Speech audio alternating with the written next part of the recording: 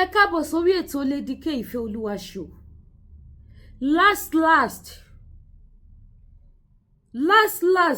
ọba ìpadà wọ ẹ̀wọ̀ ọmọ Yorùbá.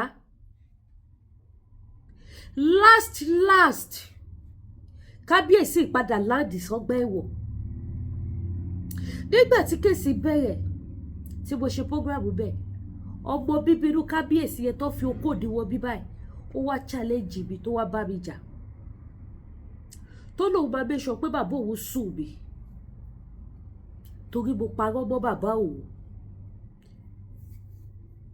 tí bá ti ṣe parí prógrámù yìí máa jù sọmọ yẹn hashtag ẹ̀ sí lórí Facebook, orí Facebook messenger báyìí ó dẹ̀ sọ fún mi wípé bí mo fẹ́ bí mo kàn kẹ́ máa wo ibi tí àwọn èèyàn tí wọ́n ó mà ṣe ò ilẹ̀ Yorùbá àfìgbà tẹ́ ṣàbá ilẹ̀ Yorùbá jẹ́.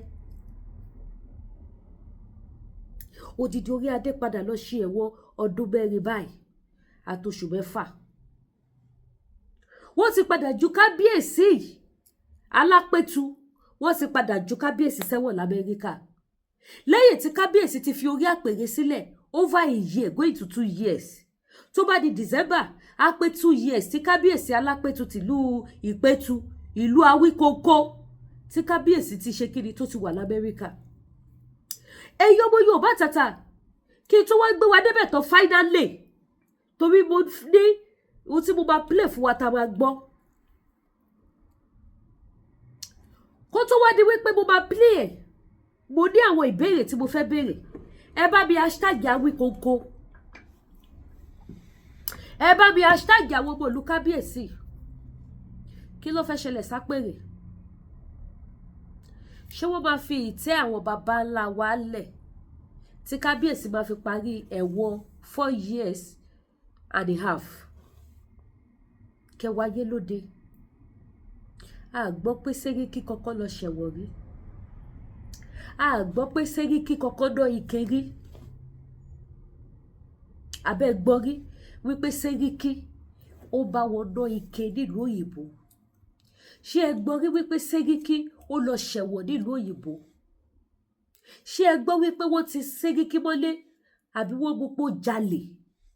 wáì tó jẹ́ pé àwọn ọba títí wá, àwọn bàbá títí wá ni wọ́n ṣe ẹ̀sìn lórí social media. wáì kí lẹ̀ ṣẹ̀ wá?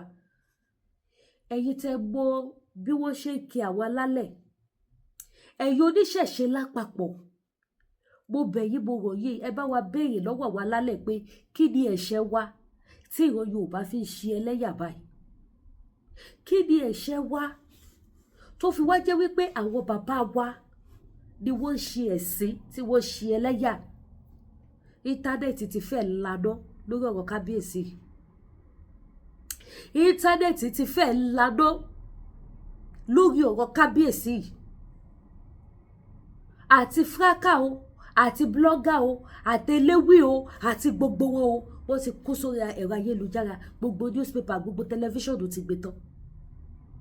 ojú wo ni káwọn Fúlàní máa fi wò wá nílẹ̀ Yorùbá? kí ló jó àwọn bàbá wa lọ́wọ́ tí wọn ò fi jólẹ̀? nígbà tí mo rí fídíò ilé kábíyèsí ní Amẹ́ríkà, ẹ̀rù Ọlọ́run bà mí. ní kábíyèsí tẹ́ wọ́n lójú screen tv.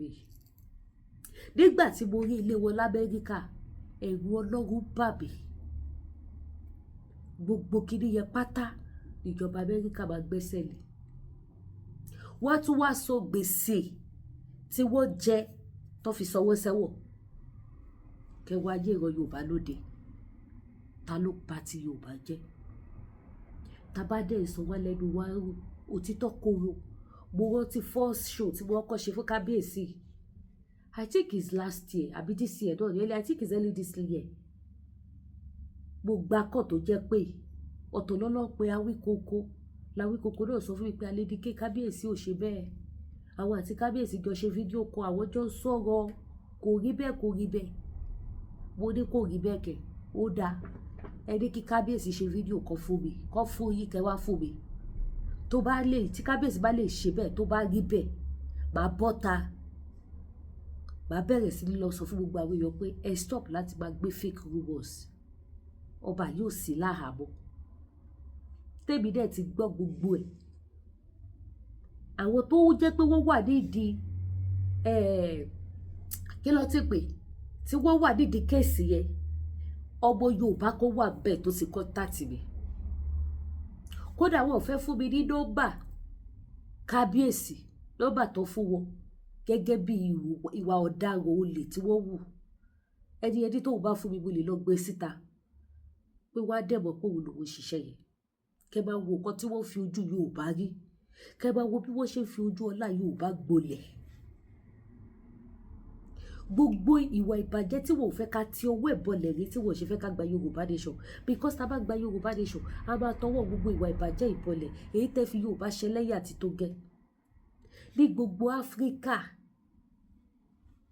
Nàìjíríà làwọn olórí wọn ṣẹlẹ́yà jù. Ṣé wá rí nínú Nàìjíríà àwọn olórí táwọn Yorùbá ló ṣe kíni ló ṣe ẹlẹ́yà tó gbáàsì. Mi ò rírú ẹ̀rí. Tó bá jó ṣe ṣe ni kí n sọ pé mi ò ṣe ọmọ Yorùbá, kí n dènà Yorùbá tó rán ní ẹni tó ní ojú lójú tì. Orí adé lọ ṣẹ̀wọ̀n 4.5 years ní kábíyèsí máa lò lẹ́wọ̀n. Ẹjọ́ torí Ọlọ́run kí ló fẹ́ ṣẹlẹ̀ sápèrè? Ìbéèrè nìyẹn o. Báwo lẹ ṣe fẹ́ ṣe ìtẹ́? Ìtẹ́ bá wà lófìfo, kò sẹ́ni tó máa súre ọdọọdún, kò sẹ́ni tó máa lọ súre nídìí òòṣà every year. Okay now, ẹ jẹ́ àjọgbẹ́ ohun tí mo fẹ́ play fún wa o.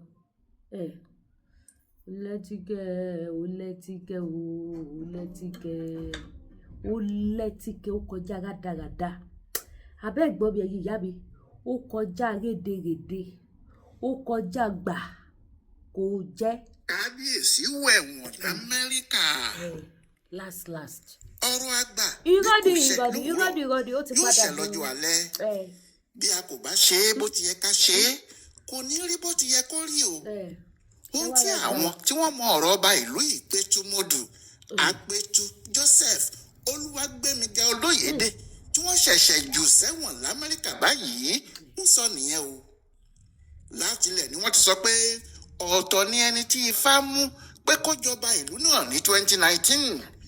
Àmọ́ nígbà tí ọkùnrin náà ru owó dọ́là dé tó ṣe é sọ́wọ́, táwọn tí wọ́n wà nídìí ètò bẹ̀rẹ̀ sí rọ owó ọ̀hún mì, tí ọba ńlá kan sì dìde pé dandan ni kí wọ́n fi ọ̀rẹ́ òun jọba. Níbẹ̀ ni kò ti sẹ́ni tó tẹ̀lé ọ̀rọ̀ Ifá mọ́, tí wọ́n sì fi Olóyèdè jẹ ọba ìlú Ìpẹ́tùmọ́dù. Àmọ́ òṣè ní ṣáájú ẹkún àbámọ̀ wọn àgbẹ̀yìn ọ̀rọ̀. Àwọn ọ̀tọ̀kùnrin ìlú pé wọn ò rí ẹbọ àbámọ̀ ṣe. Ọ̀rọ̀ ti di àbámọ̀ báyìí nítorí wọ́n ti ju Àpẹ̀tù sẹ́wọ̀n l'Amẹ́ríkà o. Ọjọ́ Ìṣẹ́gun Túsídẹ̀ẹ́ ọjọ́ 26 oṣù kẹjọ ọdún 2025 yìí ni wọ́n ju ọba ìlú ńlá náà sẹ́wọ̀n. Adájọ́ Christopher A. Boyko ló sọ ọba náà sí ẹ̀wọ̀n ọdún 4 àti oṣù 8. Yàtọ̀ sí eléyìí, bí ọba náà bá ṣẹ̀wọ̀n bí ọdún 5 yìí tán, ọdún 3 míì tó tẹ̀lé ni yóò fi tún máa ṣẹ̀wọ̀n abẹ́lé. Ìyẹn ni pé yóò wà nílé ẹ̀, àmọ́ kò ní lè jáde rẹpẹtẹ tàbí ṣe ohun tó bá wù ú, nítorí àwọn agbófinró ọgbà ẹ̀wọ̀n yóò máa ṣọ́ láti mọ̀ pé ó ń hùwà dáadáa láàrin ìlú, kò kọjá àyè ẹ̀ tàbí jáde máa rìn kiri. Ní gbogbo àkókò yìí náà, ẹ̀wọ̀n náà ni ọba náà ṣì wà, yóò kàn wà nílé ara ẹ̀ ni. Ìyẹn lẹ́yìn tó bá ti kọ́kọ́ lò bí ọdún 5 nínú gàlagàla. Bákan náà ni wọ́n gba ilé lọ́wọ́ ọba yìí, ilé ẹ̀ tó wà ní Fute Road, ilé yẹn tóbi tó jẹ́ pé lágbègbè Ohio níbẹ̀. Ìjọba gbẹ́sẹ̀ lé pátápátá ní mo rí fídíò lè yẹ ẹ̀gbọ́n fàbí lọ́nà 100 owó dọ́là kan tí wọ́n kàn nínú àkáǹtì ẹ̀. Wọ́n ní lára owó tó lu àwọn ará Amẹ́ríkà ní jìbìtì ẹ̀ ni.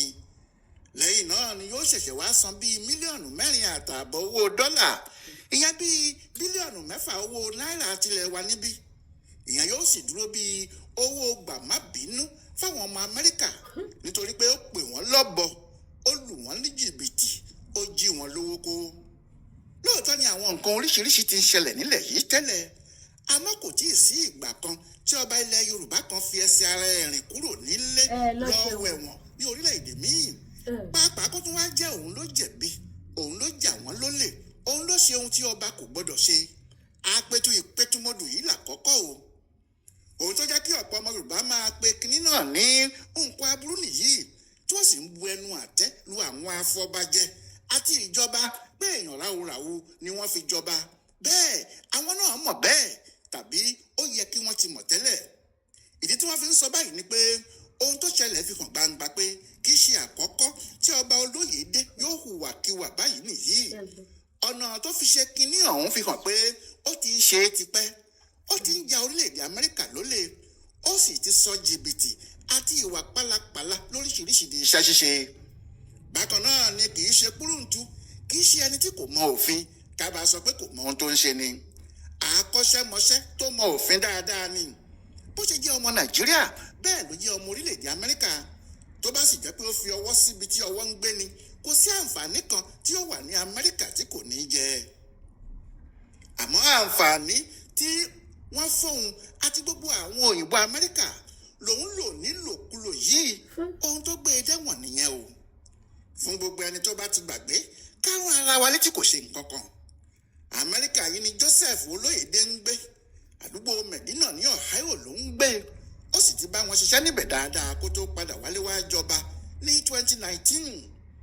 àmọ́ kò fi ìlú òyìnbó yìí sílẹ̀ bó ṣe ń lọ ló ń bọ̀ ó sì ti mọ́ àwọn ará ìpẹ́tùmẹ́dù lára pé ọba àwọn kì í fi ìlú òyìnbó sílẹ̀ nítorí níbẹ̀ ni ìyàwó àti àwọn ọmọ ẹ̀ ṣì wà. ṣùgbọ́n kò wá sẹ́ni tó mọ̀ pé bó ti ń lọ tó ń bọ̀ yìí nǹkan míì ló ń ṣe l'Amẹ́ríkà. nígbà tí wàhálà àjàkálẹ̀ àrùn COVID-19 fẹjú ní ọdún 2020 tí ìnira sì pọ̀ fún gbogbo ayé ìjọba Amẹ́ríkà ṣètò kan.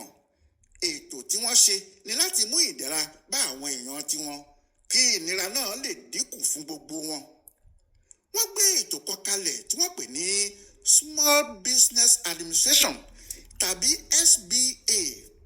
èyí wà fún àwọn oníléeṣẹ́ kéékèèké kí wọ́n lè yá wọn lówó kan láti máa fi ṣètò iléeṣẹ́ wọn tí wàhálà tí COVID mú dání kò fi ní jẹ́ kí wọ́n ti iléeṣẹ́ wọn pa.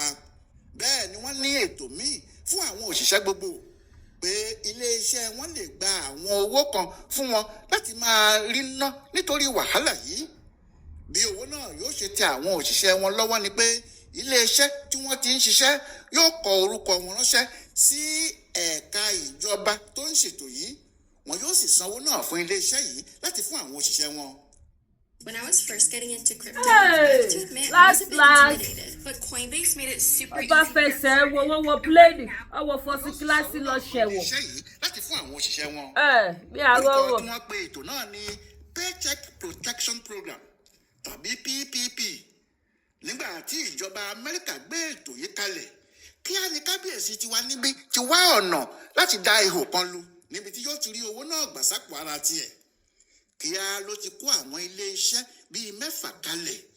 iléeṣẹ́ 6 ló sì lóun fẹ́ fi yáwó tí òun sì tún fẹ́ gba owó fáwọn òṣìṣẹ́ òun. lára àwọn iléeṣẹ́ tí bàbá lò ní Available Tax Services, Available Tutors, Available Financial, Available Transportation àti JO&A. gbogbo àwọn iléeṣẹ́ yìí ni ọba Olóyèdé fi dẹ pàkúté fáwọn òyìnbó Amẹ́ríkà.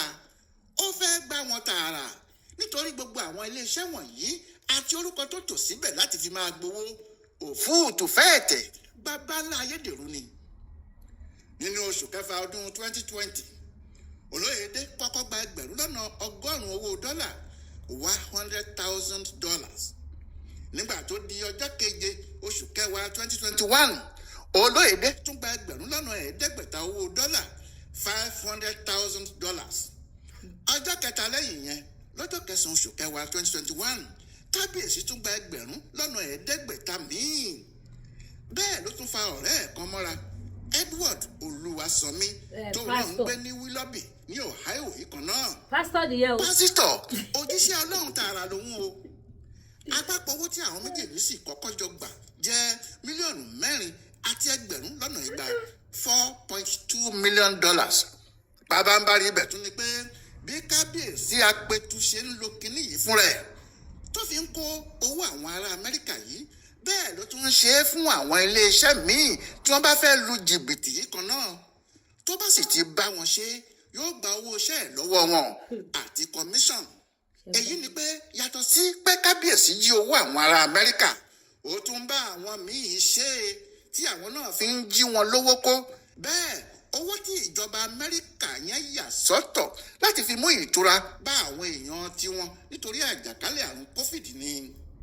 Àpètù ti ṣe eléyìí láàrin ọdún 2020 sí oṣù kejì ọdún 2022. Ó sì dàbí pé ó ti gbàgbé pé òun ṣe irú nǹkan bẹ́ẹ̀, tàbí kó ti rò pé kò sí òfin kan tí yóò mọ ohun tí òun ṣe. Èyí ló jẹ́ kó máa pààrọ̀ Amẹ́ríkà yìí tó sì ń ṣe bí ẹni pé kò sí nǹkan kan. Àmọ́ èyí tó lọ gbẹ̀yìn níparí oṣù kẹta ọdún 2024 àfi bí ìgbà tó bẹ̀rẹ̀ gẹ́gí nígboro tó lòun àgémọ. Bó ti wọlé ni wọ́n gbá a mú tí wọ́n sì rọ Dàsítì mọ́lé. Èrè ni wọ́n pe ọ̀rọ̀ náà. Àmọ́ nígbà tó di ọjọ́ kẹta oṣù kẹrin 2024 wọ́n mú kábíyèsí lọ síwájú adájọ́ Jennifer Dodell Armstrong ní Cleveland níbẹ̀. ṣe rí pé confam news la gbé wá. Kò sí wàhálà kí wọ́n túbọ̀ ti ọba aládé ilẹ̀ Yorùbá náà mọ́lé nítorí ọ̀daràn pọ́nbélé ni. Lọ́jọ́ yìí kan náà ni wọ́n taari ẹjọ́ kábíyèsí síwájú adájọ́ Ruben Shepherd níbi tí wọ́n ti fẹ̀sùn kan ọba wa. Ní gbogbo ìgbà náà akólú àwọn ọlọ́pàá ní Apẹtúwà tí àwọn èèyàn sì ń rò pé ọba náà wà l'Amẹ́ríkà tó ń ṣe fàájì ara ẹ̀ kiri. Nígbà tí ẹjọ́ bẹ̀rẹ̀ lójú méjèèjì tí ọ̀rọ̀ di tá ń bí ọ, kí lorúkọ bàbá rẹ, kí ló wáá ṣe ńlẹ̀ yìí, tí kábíyèsí Apẹtù pàápàá rí pé kò sí ibi tí òun lè gbé kinní náà gbà mọ́, ilẹ̀ ti mọ́ olóró òun sí gbangba. Ọba náà àtọ̀rẹ́ ẹ̀ pásítọ̀ Olúwaṣọ̀mí jẹ́wọ́ wọ́n ní lóòótọ́ làwọn lu àwọn ará Amẹ́ríkà ní jìbìtì pé àwọn jí wọn lówó kó. Àmọ́ I am sorry, ẹ má bínú, kíjọba àtàwọn ará Amẹ́ríkà dáríjì àwọn. Oṣù tó kọjá ni wọ́n kọ́kọ́ gbẹ́sẹ̀ lé ilé àti àwọn ohun ìní míì tó jẹ́ ti Apẹtù l'Amẹ́ríkà yìí. Nígbà tí wọ́n sì ti sọ ọ̀rẹ́ ẹ̀ tí wọ́n jọ gbá àwọn òyìnbó yìí sẹ́wọ̀n níbẹ̀rẹ̀ oṣù, ìyẹn lọ́jọ́ karùn-ún oṣù keje tí wọ́n ní òun yóò ṣẹ̀wọ̀n ọdún 2 àtoṣù 3, làwọn èèyàn ti mọ̀ pé ọjọ́ ló ń pẹ́, ìpàdé kì í jìnnà, ọ̀rẹ́ kì í yọ̀rẹ́, àkóbá ni kì í yára wọn, pé wọn ò ní pẹ́ ju kábíyèsí náà sẹ́wọ̀n. Ìgbà náà ni wọ́n sọ fún ilé ẹjọ́ pé ààrẹ ò mà yá, ìyẹn kábíyèsí o, wọ́n ló ń ṣòkùn bó ń gbà tọ́jú lọ́wọ́. Òun làwọn adájọ́ bá ní kò burú, kò láìfí, bí èrìgì bá ṣe gbó tó ni èyí yóò ṣe rí bí fìdí múlẹ̀ sí i. Àwọn kan ni wọ́n rò pé Nàìjíríà níbí tí wọ́n ti lè rọ́gbọ́n kan dání. Wọ́n ń wá ọ̀nà àbáyọ pé kábíyèsí kò gbọdọ̀ fi gbárí ẹ̀ṣẹ̀ wọn. Àmọ́ bọ́rọ̀ bá ti dà báyìí, àwọn adájọ́ ìlú òyìnbó kò rẹ́ nìkan níṣẹ́ o. Kódà bẹ́ẹ̀ èèyàn fi aṣọ òfì dádà ń dógó, wọn yóò mú nǹkan ẹ̀ fún ni. Ìyẹn tó bá ti jẹ̀bi tó ṣẹ̀ sófin wọn. Bẹ́ẹ̀ ni wọ́n wọn kábíyèsí ní nǹkan ẹ̀. Ńlọba Joseph Olóyèdé, Apẹtù ìlú Ìpẹtùmọdù, bá dèrò ẹ̀wọ̀n l'Amẹ́ríkà. Adájọ́ ayé kan kò lè yọ ọ́ jáde. Bẹ́ẹ̀ lépo òyìnbó dàpọ̀ mọ́ yẹ̀pẹ̀ tí kò ṣeé yanjú mọ́. Ilá kólókó kò yá sè jẹ. Ọláyíwọlá alága ló gbọ́ ohun tó ṣẹlẹ̀ sí Apẹtù Ìpẹtùmọdù l'Amẹ́ríkà tó sáré mú un wá fún bùdó àgbáyé fún àṣà. ẹ̀yin ìyá bẹ̀yìn bàbá mi, Nàìjíríà lọ́pẹ́ tọ́ba ló yá, ẹ ṣe báyìí, ẹ ṣe báyìí. Tẹ bá rí àwọn ilé kábíyèsí l'Amẹ́ríkà, mo rí fídíò ilé yẹn báyìí, ó dẹ̀ ládùúlẹ̀.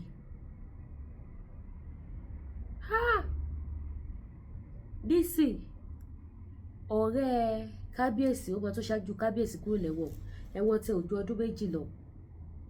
Ọdún 8 ó túbọ̀ sí wípé kábíyèsí gangan ló ṣe tó jòwó gangan nínú ẹ̀ṣẹ̀ yìí. Ibo la fẹ́ bá yàrá já? Gbogbo ẹ̀yà afọbajẹ ilẹ̀ Yorùbá, ẹ bá mi ṣí ètò yìí, mo fi Elédùmarè bẹ̀ yín.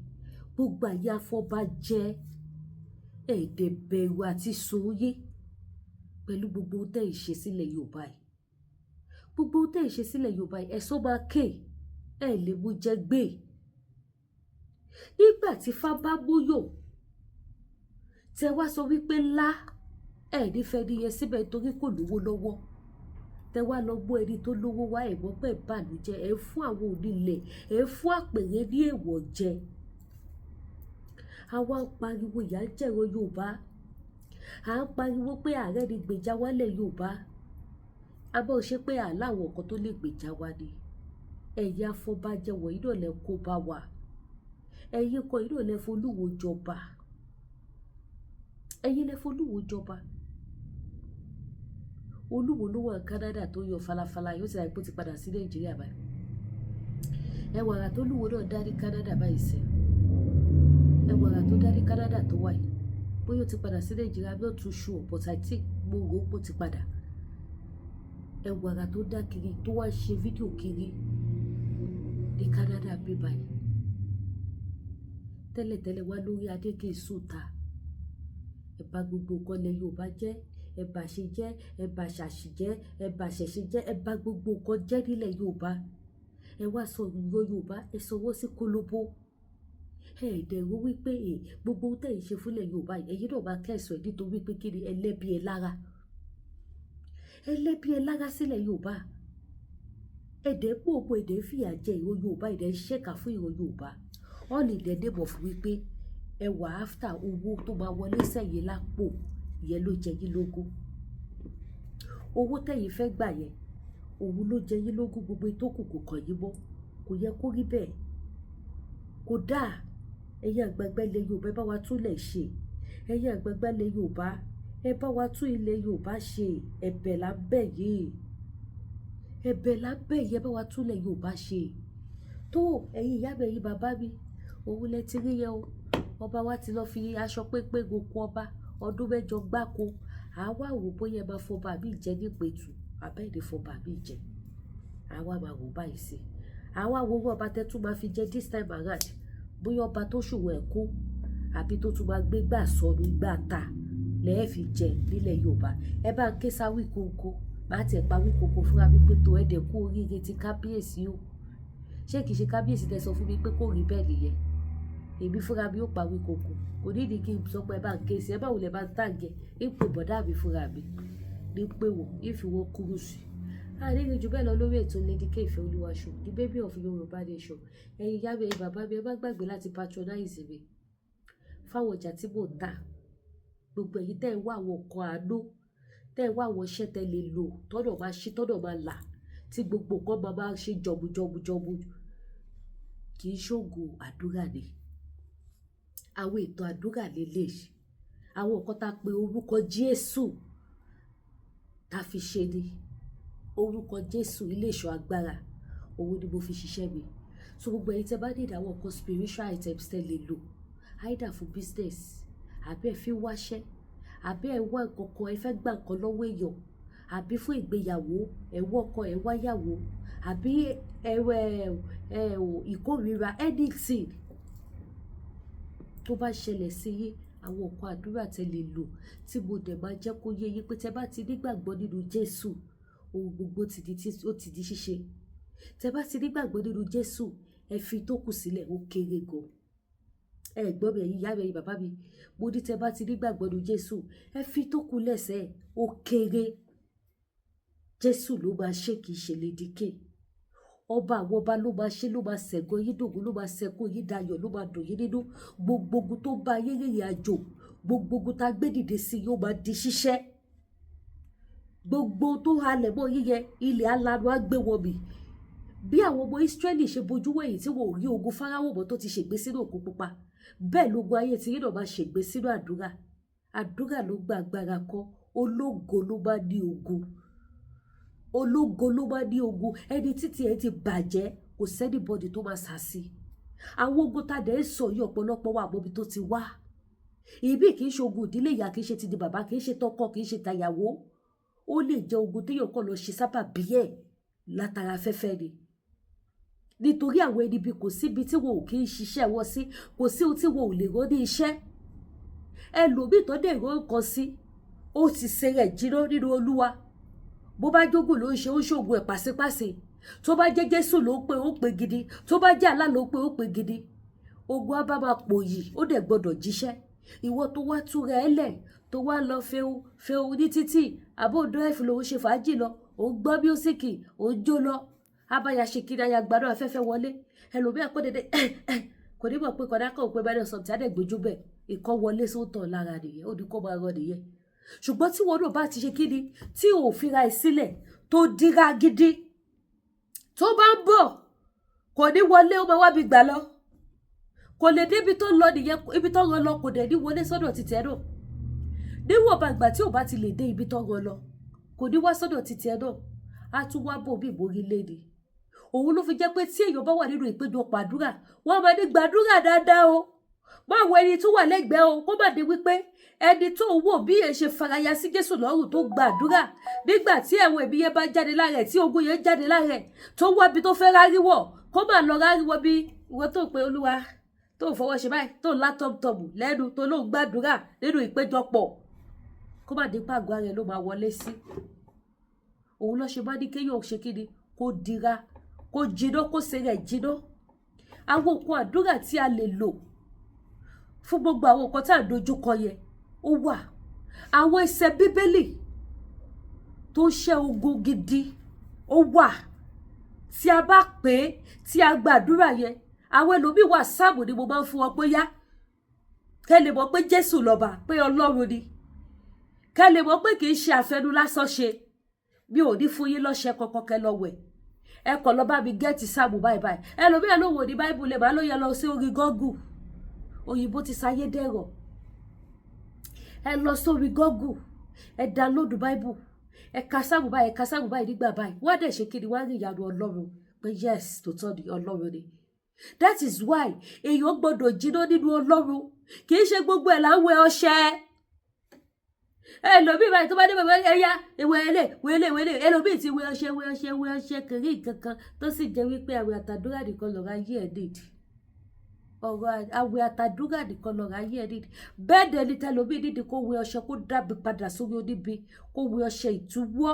ọṣẹ túdè ọṣẹ àrígiṣẹ́gi yes ọṣẹ kan wà àrígiṣẹ́gi ni gbogbo ẹnikẹ́ni tó bá dẹrù ọ̀rọ̀ ló máa forí ara ẹ̀ gbé àgbélépọ̀ táwà ọ̀tá tó lúgọ sí kọ̀kọ̀ tó ń ṣiṣẹ́ bí wọ́n ṣẹ́ á dòkú lójijì bẹ́ẹ̀ ni níwọ̀n bá gbà tó Olúwa sì jẹ́ Olúwa àìlè yí padà alágbára nínú àwọn ohun á dábì padà sórí oníbi ogun yẹn á ṣẹ́ gbogbo nǹkan tẹ́ ẹ wò pé ìgbà tí mo ṣe kíní kan má bẹ̀rẹ̀ gùn kí lélẹ̀ ẹ máa ní testimony ayọ̀ ẹ̀yin náà máa fẹnu yín gbàdúrà ìyá tó bí mi lọ́wọ́ máa sọ wípé gbogbo wa ni wòlíì gbogbo wa làṣẹ ń bẹ lẹ́nu wa ẹ fi ẹnu yín gba àwẹ̀ àti àdúrà ìwọ̀nba ni kẹ́ sátọ̀ wòlíì lọ ìwọ̀nba ni kẹ́ sátọ̀ pásítọ̀ lọ ẹ̀yin fúnra yín gan ẹ kú ní ẹ̀mí ju pásítọ̀ tẹ́ fẹ́ sá lọ bá lọ ṣùgbọ́n àmọ́ yìí fáfadé yìí tẹ́ bá wá nídìí àwọn nǹkan àdúrà tí ẹ lè lò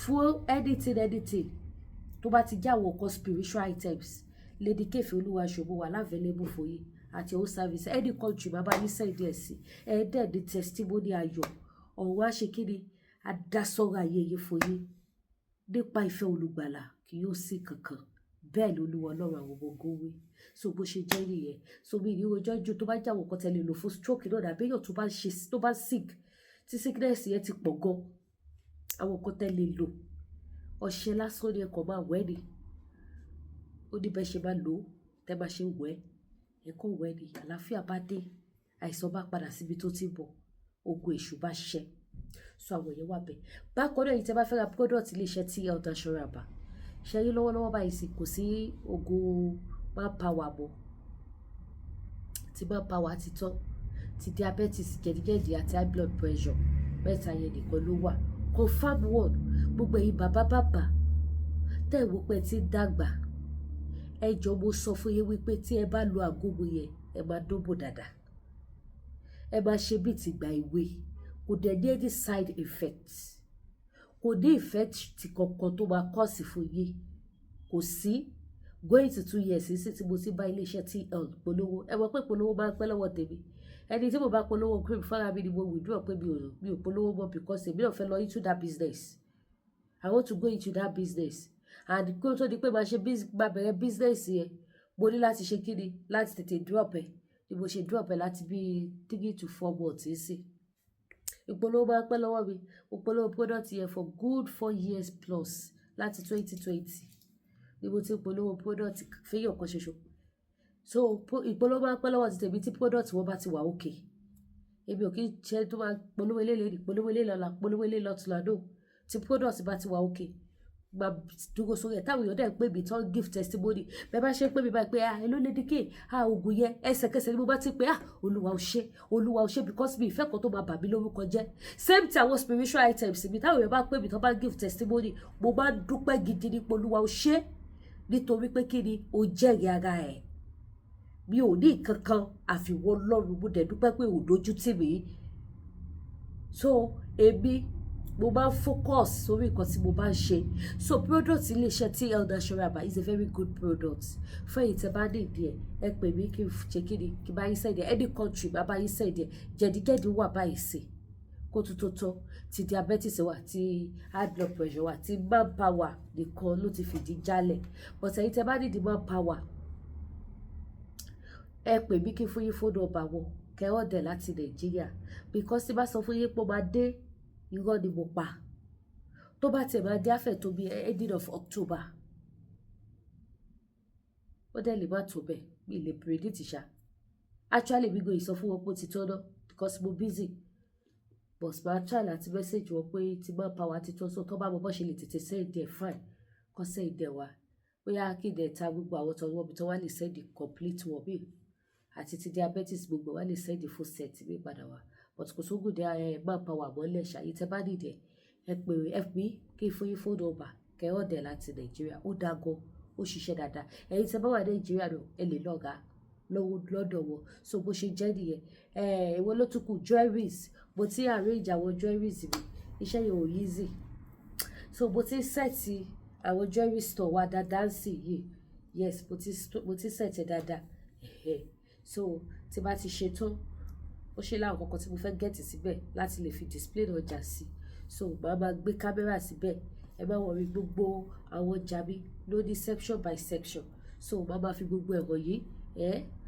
kì í ṣe wọ́n bá àwọn aṣọ tẹ́ ẹ̀ ń wò yìí nìkan inú showroom ní ọwọ́ yìí báyìí aṣọ náà ló wà bẹ́ẹ̀ then inú lọ́hùn gan aṣọ tó wà nínú store tí mo kàn káwọn bí mo ṣe máa ń tó wọn tẹ́lẹ̀tẹ́lẹ̀ nígbà tá a ṣe wà nílé so gbogbo ẹ̀ wà bẹ́ẹ̀ so àwọn aṣọ wà lọ́wọ́ mi gbogbo àwọn aṣọ ọkùnrin tó fàì dáadáa gbogbo ẹ̀ ló wà available so èyí mọ́ mi bẹ̀yìn dáàdì bẹ̀ patronize mi ẹ̀ lè ra fún yàn ká fi ṣe gift fún yàn ojú òní tí ẹ̀ nígbà wà kísà kẹyà ṣùgbọ́n èyí tẹ́ bá fẹ́ ṣe birthday shoot gbogbo èyí tí birthday yìí wà lọ́dọ̀ tẹ́ fẹ́ wò pé mo gbọ́dọ̀ lo aṣọ tuntun fún birthday mi ẹ jọ̀ọ́ ẹ pè mí ẹ wá bá mi rajà ojú òní tí yìí ẹ jọ̀ọ́ patronize Lady K Ìfẹ́olúwaṣọ 76 Wentworth Street ni mo wà ní Hamilton ní Canada ẹ̀yin tẹ́ bá fẹ́ wọ́ọ̀kì abẹ́ fẹ́ rọ̀yọ̀ wá ẹ feel free ilẹ̀kùn ṣọ́ọ̀bù mi ó wà ṣíṣí ilẹ̀ fẹ́ anybody láti wọlé ẹ máa bọ̀ wá ẹ̀yin náà wá ṣe kíni ẹ wá fún ara yín wo nǹkan tẹ́ bá fẹ́ ẹ̀yin tẹ́ bá wá lè wá ẹ pè mí ká jọ ṣe fídíò call tá bá jọ ṣe fídíò call máa display àwọn aṣọ fún yín one by one